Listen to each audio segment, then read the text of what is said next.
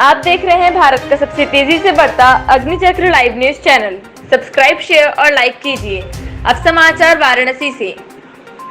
विधिक सेवा न्यायाधिकरण सचिव ने वृद्धाश्रम में वृद्ध महिलाओं को उनके अधिकारों के प्रति किया जागरूक। वाराणसी से संतोष कुमार सिंह की रिपोर्ट।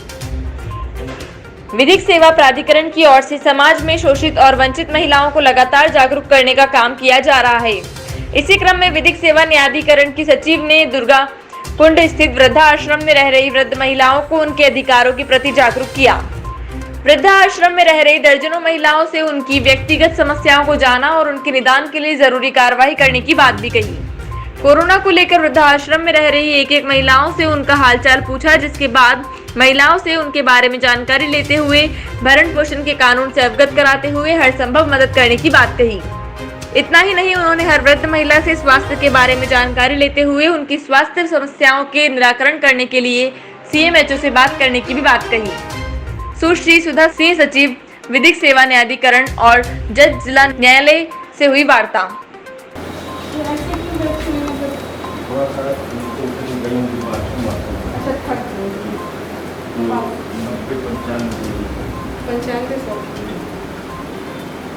अभी बोला नहीं जाता है, बोल पा रही है?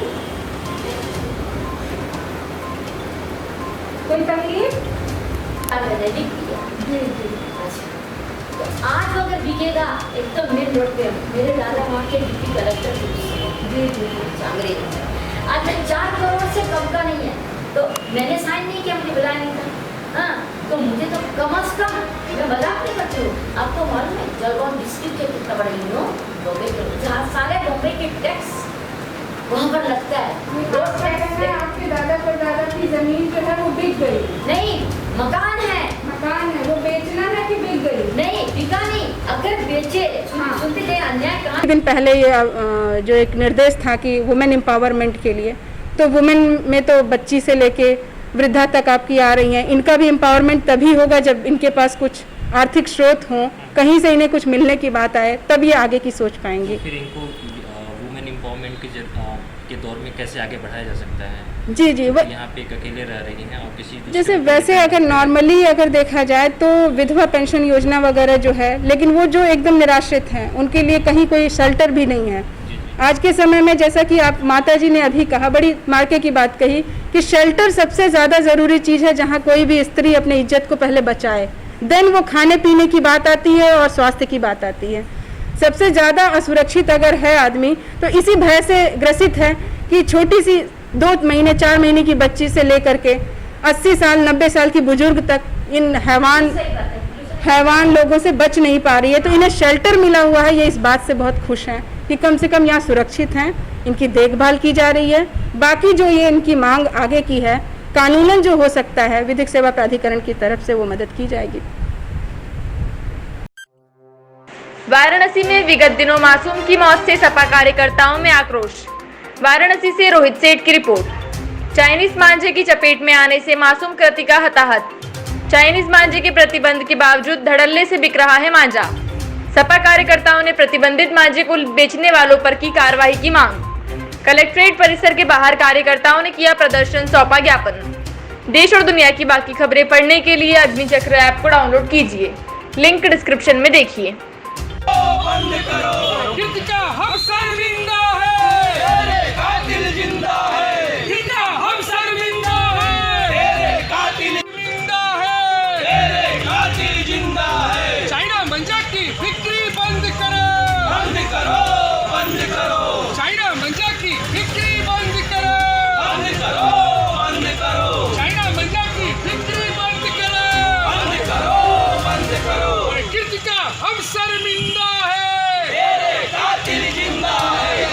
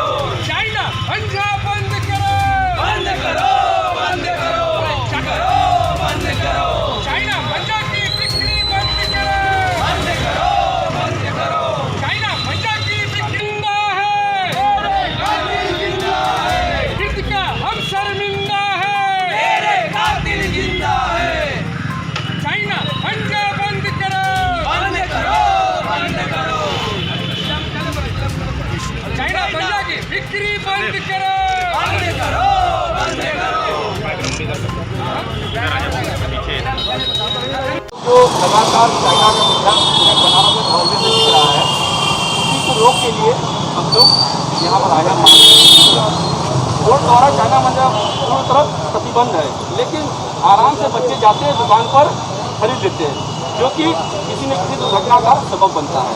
और आपने हाल ही में देखा एक छोटी सी 7 साल की बच्ची कृतिका गुप्ता का गला कटने की उसकी मौत हुई। इस तरह का बनारस में तमाम घटनाएं हुई हैं। इस पर हम लोग की 4 सूत्री मांगे हैं जो हम आपको बताना चाहते हैं। आपसे हमारा विनम्र निवेदन है कि अविलंब चाइना मंजा की बिक्री पर रोक लगे और दोषी व्यक्तियों के खिलाफ गंभीर धाराओं में मुकदमा पंजीकृत कार्रवाई हो। और चीनी मंजा के सामान के अगर जितना भी आप सामान जब्त करती हैं उसको सार्वजनिक तौर पर होलिका उसकी जलाई जाए, क्योंकि मेरा आरोप है कि जितने भी चाइना मंजा मिलते हैं प्रशासन के ही लोग मिलकर उसको दोबारा दे देते हैं ताकि वो बेचने में सफल होते हैं। हमारे लखनऊ थाना अंतर्गत औरंगाबाद क्षेत्र में खुलेआम चाइना की मंजा बिकते हैं। लगातार आप देखेंगे 10-15 दुकानें हैं, बच्चे जाते हैं, दुकानदार कहता है और रवि आ गया है, रवि आ गया।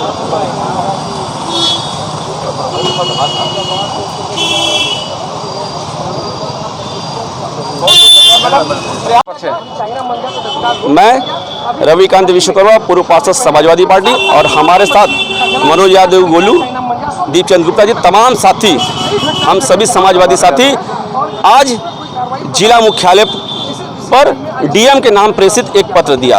उस पत्र में हम लोग ने चाइना मंजा पर पूर्ण रूप से प्रतिबंध लगाने पर, रोक लगाने पर उनसे आग्रह किया, क्योंकि चाइना मंजा की वजह से लगातार पूरे प्रदेश में दुर्घटनाएं हो रही हैं जिसकी मौत हो जा रही है। हाल ही के दिनों में अभी 7 साल की बच्ची 7 वर्षीय कृतिका गुप्ता जी का असामयिक मौत हुआ है, जो कि बहुत ही दुखद है। लगातार प्रशासन कहती है कि हम चाइना मंजा पर कार्रवाई कर रहे हैं, लेकिन क्या कार्रवाई कर रही है कि लगातार बिक रहा है, लोग खरीद रहे हैं, बच्चे उड़ा रहे हैं। इसलिए हम इस पत्र के माध्यम से उनसे अनुरोध कर रहे हैं कि अब दोबारा कहीं भी चाइना का मंजा बनारस की सड़कों पर न दिखे। अगर दिखेगा तो हम समाजवादी लोग इसके खिलाफ हल्ला बोल आंदोलन करेंगे। समाजवादी पार्टी आज ज्ञापन तो दे दिया है, जी, लेकिन जिस दुकानों में बिक रहा है उस दुकानों के विरोध भी कोई कार्रवाई का आप लोग अगर प्रशासन हमसे मदद चाहेगा तो हम लोग प्रशासन के साथ जाके उन जो चाइना मंजा बेचते हैं उनको पकड़वाने का काम करेंगे, क्योंकि अगर हम स्वयं जाके चाइना मंजा पकड़ेंगे तो ये हमें आरोपी कहेंगे और ये मेरा अधिकार भी नहीं है। इसलिए हम चाहेंगे प्रशासन हमारा साथ दे, हम बताएंगे कहाँ चाइना मंजा बिकता है।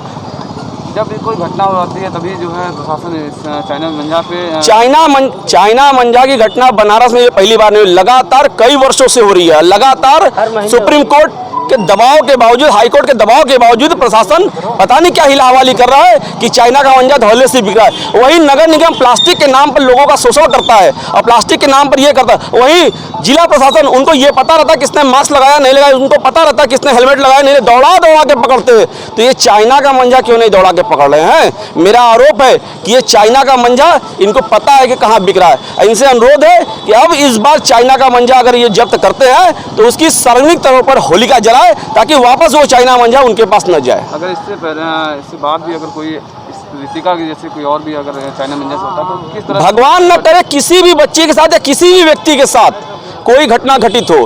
अब घटना ना घटे इसीलिए हम लोग यहाँ पर आए हैं, अब प्रशासन को आगाह कराने आए। ये भी तो अभी आंदोलन के क्रम में ये पहला दिन है। हम लोगों ने इनको ज्ञापन दिया और आने वाले क्रम में हस्ताक्षर अभियान, मसाल जुलूस, तमाम चीज़ें करेंगे जब तक चाइना मंजा पूर्ण तरीके से बनारस में न दिखे।